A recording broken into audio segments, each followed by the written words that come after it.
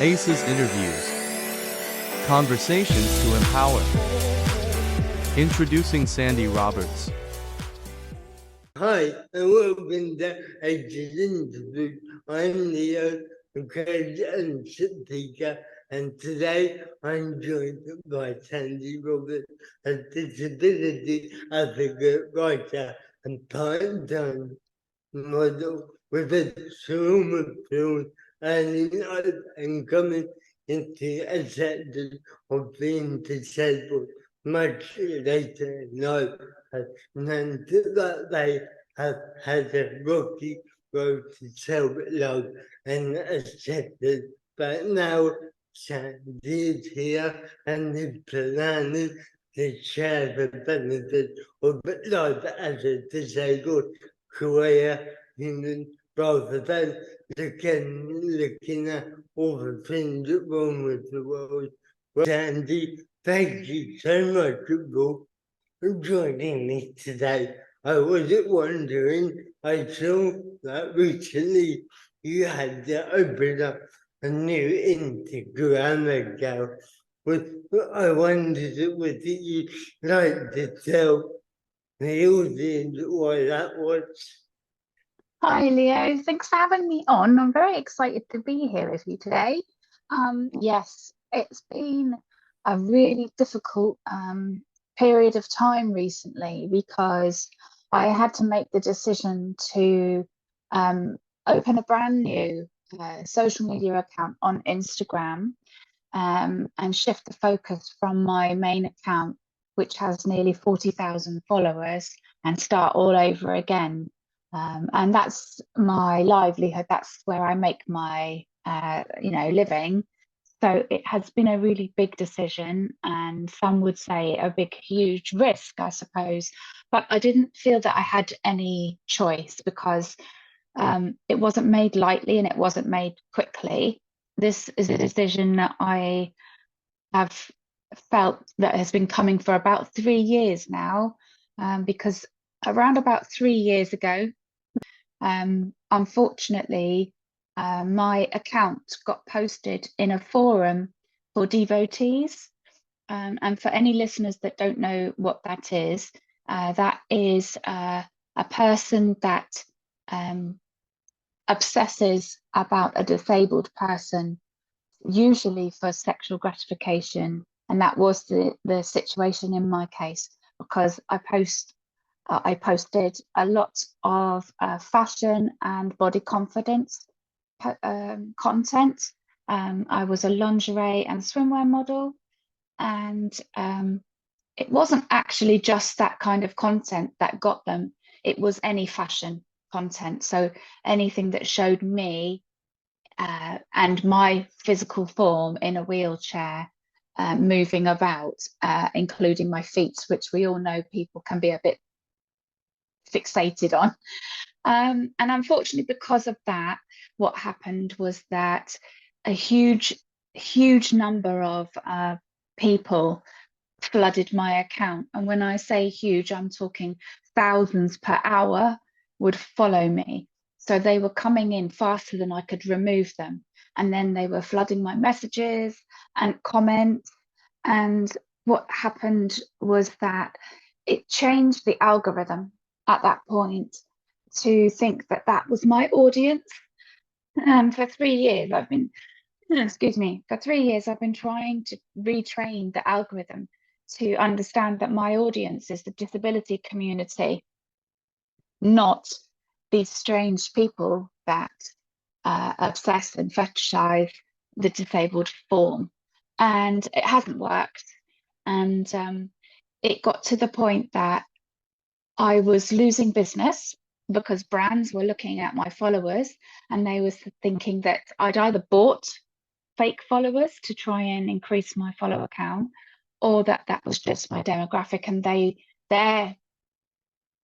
their audience wasn't going to see the content, so they didn't want to pay me to advertise their stuff. And I was losing genuine followers because they also thought that I had bought followers. And I don't judge people, but that's not something that I would have done. So I tried removing them myself, and last year I removed 65,000 of these people, and all that did was damage my account. Instagram just saw my account shrinking by this huge number and thought, well, this is not a good account. She must not have good content, so let's not promote that account. Let's not promote their content. So that was another thing that they did. And that didn't work either. So I was told to just leave it. So what happened was they all just came back. So finally, after struggling again with, I lost even more business where people were coming and saying, oh, we'd really like to work with you. If you could send us your demographics, if you could send us some examples of past work, this is what we'd like to work with you on. Then they would see my audience information, and then they would just say, no, we don't want to work with you at all. And that kept happening. And I reached out to a company and said, could you audit my account and say, tell me how I can fix this? And that audit came back saying, you can't fix it. It's going to be almost impossible. I had one other option, which would have involved spending probably tens of thousands of pounds and still might not have fixed it. And it was either walk away completely or start again and try and build an audience that was correct. But alongside that, it would be a case of not doing body confidence work in the way that I have done in the past, because they may just come back again and I wasn't prepared to take that risk. So it's wrong. I shouldn't have to do it, but it is the way it is because we don't have any other way of filtering out followers when you're a public account. I did try and get that to change. I did ask Meta to work with me to create a way to filter followers when you're still a public open account, but they just said, just put your account to private. Well, you can't do that when you are a business. So unfortunately, there wasn't any other option. So I took that leap and I've done it. And I would really appreciate anyone listening if they could go and follow my new account. That would be really helpful. It's been a big risk, so, but I'm glad I've done it. I feel clean, I feel hopeful, I feel like there's a light at the end of the tunnel. I think it makes, well, certainly listening to you there, it made me realize that in the day and age we're in, what impact is something like that makes on a whole business, a whole livelihood, because we kind of forget social media as a bit of a tool.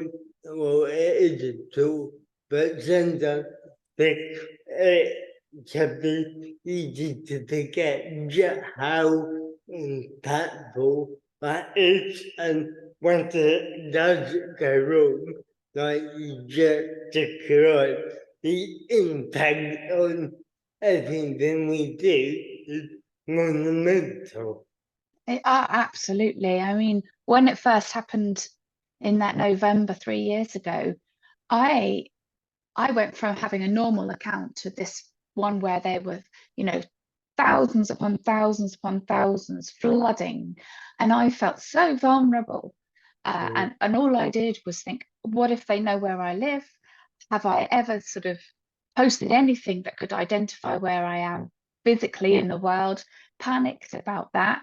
I felt so scared and so vulnerable. It was just awful, and it really affected my mental health. For about 2 weeks I was severely affected, and I come from a history of sexual abuse, a history of trauma. So for me, I just felt like I was in a room being suffocated by thousands of these people, and it was not good at all.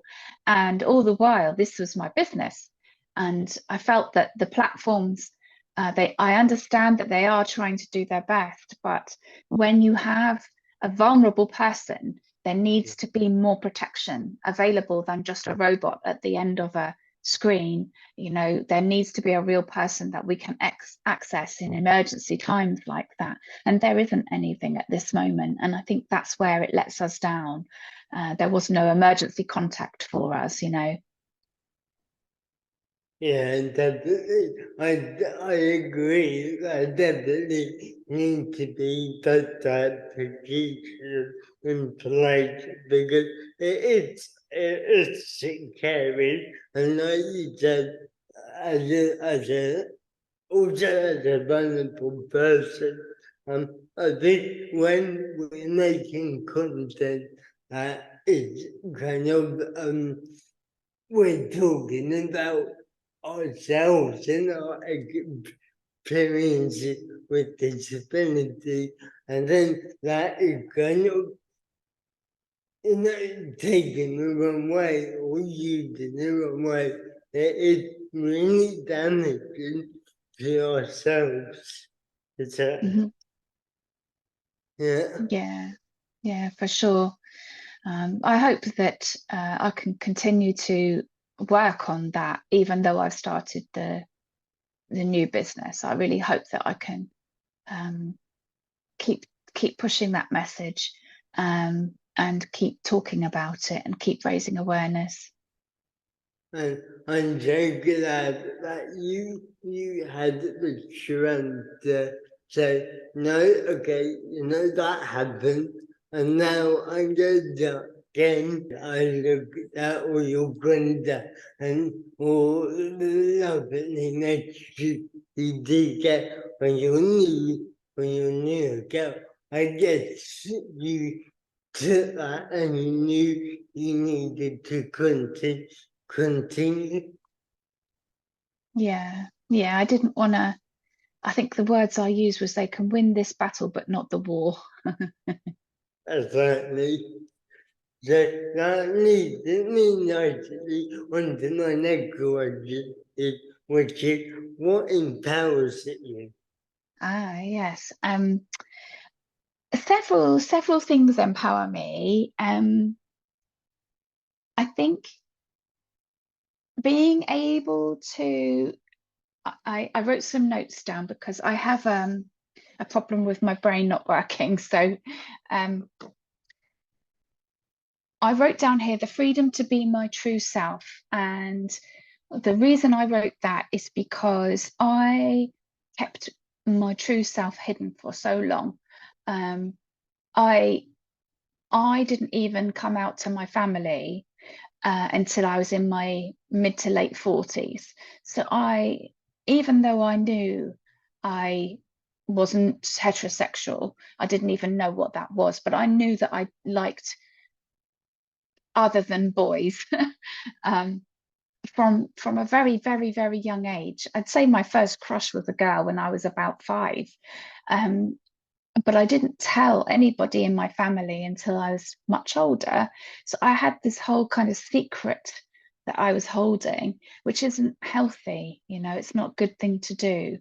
Um, and then because I'm 52, nearly 53, we weren't educated about the spectrum of what that means about sexuality, about gender, about those things being separate. And so I've only recently understood what gender fluidity is. And so I've changed my pronouns, and I get that mixed up still because I have only ever known he and she. And so the fact that I can now be known as they, and that feels right for me, is so new that I forget it myself, you know. And when people are so careful to say, I must get your pronouns right, and I have to say to them, it really doesn't matter too much if you get it wrong, because I get it wrong, you know, it's okay. I'm not going to jump down your throat if you get it wrong. But if we can try, that's brilliant, because it feels so right if we can get that right for me. But knowing that I have this freedom to live in the space of true expression is so it feels like flying. I can't express that, how greatly it feels like flying. After I came out to my family, there was a time when I was driving along a road and I had the windows open and there's music on the radio. And I can remember just feeling a lightness in myself, and I just felt so happy and so whole. And it was just an amazing feeling. So that's one of the things. Another thing is speaking my truth. And it's kind of linked to the first one, because I have not spoken my truth about the things that have happened to me, and that has hurt me because I've not wanted to hurt other people, and that's still an ongoing process. I'm in the process of changing that. I'm going to be writing a book, a kind of a memoir, and that's going to have a lot of the things that have happened to me in it. And the reason that I'm going to do that is my third point about what empowers me. And that is because I want to use my pain to help others. And I truly believe that the reason I've gone through so much, I won't say swear, but so much rubbish, is so that I can use that to turn it into a power to help other people. I have to believe that, because otherwise, why would those things have happened to me? There's been so much bad stuff. And even through the work that I do now on Instagram or through my blog, or, just meeting people when I go to events or speak at an event or whatever, when people come up to me or they send me a message and say that's really helped me, I've been really struggling with whatever they've been struggling with. And the fact that you've said that has really enabled me to help me, deal with that pain. That makes me feel like everything is worth it. So that is what empowers me completely, helps me believe in myself. Yeah, I think when we share our story and our experiences, we never know who we may be reaching out to and who may kind of identify with something that we are saying. And I think eventually online, although it can be very daunting sometimes to share our truth, not only do I think that it can help to heal ourselves, but also, we never know who's out there and who's watching and may be going through something similar. Yeah, exactly. And it's important to remember that, especially if anyone's thinking of starting a social media page, you can get very caught up in numbers. And, a lot of people were like, how can you go from 40,000 to starting all over again? And I've just reached, I think, 1,100 on my new account. And I am so, so proud. And so I cherish those 1,100, because it doesn't matter about big numbers. I don't care about big numbers. I just care about one person. If I can just reach one person that needs to hear that message, that's what counts. I don't care about volume if it's not the right people. It's just about reaching the person who needs to hear it. So if anyone's thinking of starting a blog or a YouTube channel or an Instagram account or whatever it is, focus on getting your message to the people that need to hear it. And that's what counts. That's what will change lives. That's what will change your life,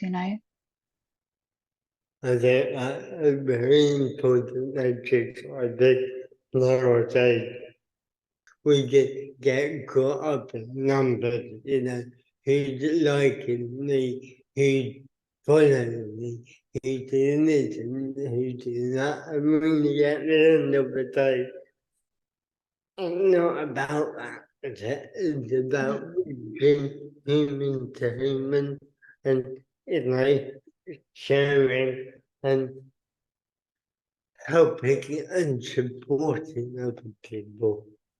Yeah, exactly. Again, needing no definitely. On to the next question. What difference would you like to see or make in the world? I think my answers very much link into your first question about what empowers me. I truly believe that I have been put here to help other people. That is my purpose. That's why I'm here, and I want to help other people believe in themselves. Because I have been somebody who hasn't. I've been there. I have been in that really dark, bleak place where I felt that there's no point. I have felt those pains. So I want to help people come away from that edge. I want to help people feel solid and strong and believe in their strengths and believe in their uniqueness and the beauty of themselves. And how I want to do that is by increasing their confidence, revealing their strengths, and helping them, if they're feeling any shame, shifting that into a different place, transforming that shame into something else, because shame is something that we it's a construct that we put onto ourselves. It's a very negative feeling. It's a feeling that we bring inwards, rather than, shame and embarrassment are two very similar feelings. Embarrassment is something that we can feel, but it doesn't damage us. But shame is something we internalize and carry, and it can be very damaging. But if we've got trauma, or if things that have happened to us have affected us, we can very easily feel a lot of shame that is misplaced, that we shouldn't be feeling. And that can affect our confidence, which in turn can affect us, especially as disabled people. If our confidence is affected, it can affect our ability to have relationships, can affect our ability to go out and get jobs or work for ourselves. It can affect our ability to go out into social environments, travel. So much can be affected. So that's what I want to do. I want to help people change those things so that they can have a much fuller life, a better life, a richer life. And that's what I believe my purpose is. I really do think that I can use my experiences to connect with people and help them. Yeah, and I was thinking when you were speaking about change and embarrassment in the disability community, I guess a lot of that goes hand in hand with ableism and Yeah, attributes that we receive from the world and society around us. yeah, absolutely. It was a word I'd never even heard of until I became disabled. Isn't that funny? I'm sure that's a lot of people's. I say became disabled. I've always been disabled. I have a genetic condition, but that has affected me my whole life. But I didn't know that was what was going on, and I was medically gaslit for my entire life. So I didn't believe that there was anything wrong with me. I was told it was in my imagination for a lot of my life, and through ableism, that I internalized because of society's way of looking at things, I didn't want to be in a wheelchair, and I didn't want to admit that I had anything wrong with me for so long, for a very, very long time, decades. It's a really interesting 180 shift from how positively I view my wheelchair life now, which is this chariot of freedom that I absolutely adore and could not be without, and wouldn't want to be without, to how I was 10 years ago when I saw it as this, vehicle of doom. and that I'm not going to be in that failure space, and watch me succeed and not be a wheelchair user. And it's a really interesting way that I shifted from one extreme to the other, all through my I collapsed and had a sort of stroke, and just had my entire life turned upside down through this extreme. It was almost as though my body was saying, okay, you're not listening, I'm going to turn the dial right up and then you're going to have to listen to me. It's funny how our physicality, our body can often do things like that to us when we're ignoring it, or when we're not nurturing the signs of the signs that something is wrong. Then it will kind of, like you said, turn up the volume a bit and be like, listen to me. And then I guess we often had to. Yeah, no choice. And that's it's a sad state of affairs that I let it get that way, but that was my path, and that's just the way it turned out to be. And it led me to where I am now, and I can't be sad about that. So I'm very happy with most aspects of my disabled life. There's plenty of aspects that I would change, but those are mostly to do with the way that the medical sort of aspect of it, rather than who I am and how that's manifested. Yeah, I think when we understand ableism more, it can help us to feel. I can only talk for myself, but even though I've been disabled my whole life, I've only recently really started to really understand ableism and how it affects everything that we do, every part of my life.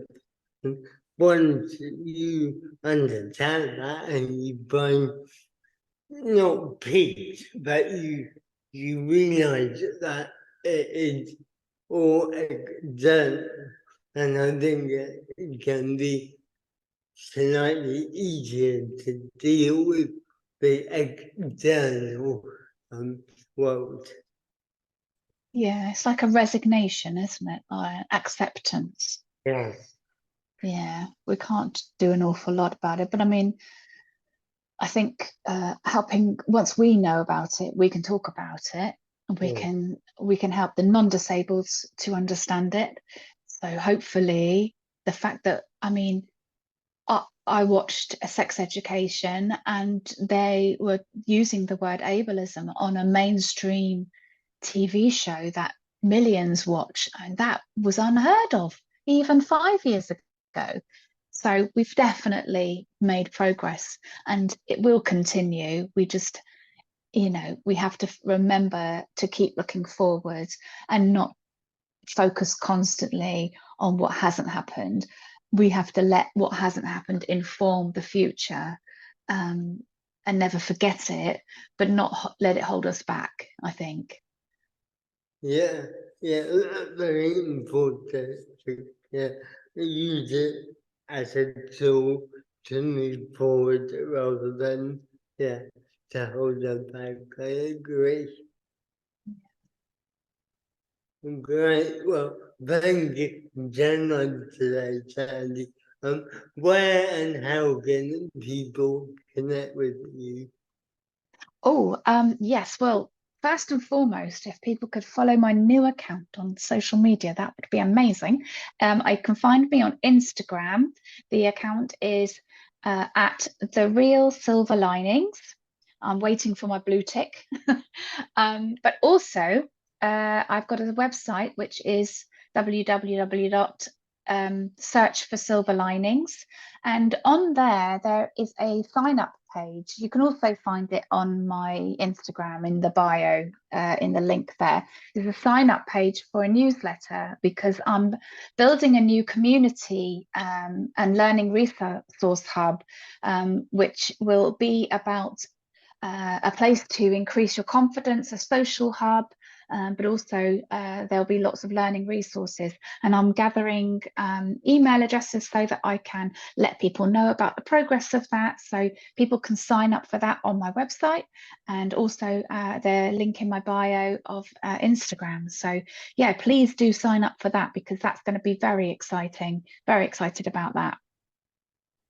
Right, and I'll share all your social media links with the principal. So, Oh, amazing. thanks so much for my guest, Sandie Roberts. Thank you, everyone, for watching this interview. Find out more about my teaching and coaching at theaches.co.uk,